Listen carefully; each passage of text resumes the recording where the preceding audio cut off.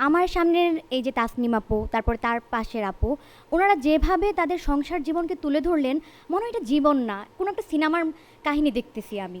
হ্যাঁ, তো হচ্ছে যে আপুরা যেভাবে জীবন নিয়ে বর্ণনা দিলেন, কিন্তু আমরা যারা বাস্তব জীবনে সংসার করতেছি, তাদের জীবন কি সত্যিই এমন?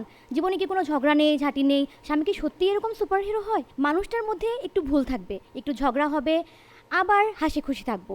এই যে দুজনের ঝগড়াঝাটি সব কিছু পেরিয়ে আবার সংসারে সুন্দর করে ফিরে আসা, আবার সারাটা জীবন দুইটা মানুষ একসাথে থাকা, এটাই তো জীবন, এটাই তো ভালোবাসা, আর এইটাই তো সংসার।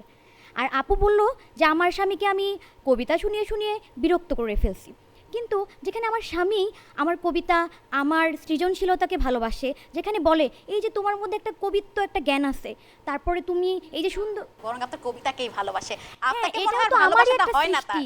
আপনাকে মনে হয় এটাও ভালোবাসাটা হয় না তা। আপনি পুরা পুরা বিতর্কে শুধু কবিতাই শুনিয়ে গেলেন আর আপনার ভালোবাসার কথাটা প্রকাশ করলেন না। আপু, আমি অবশ্যই ভালোবাসার কথা প্রকাশ করেছি, কিন্তু যখন আপনার নিজের স্বামীর মোহে একদম পাগল হয়ে গেছেন, আর অন্যের স্বামীকে নিয়ে যখন অনেক বেশি জেলাসি কাজ করছে, তখন ওটা শুনেও আসলে এক কান দিয়ে শোনা, আরেক কান দিয়ে বের করে দেওয়ার মতো অবস্থা হয়েছে।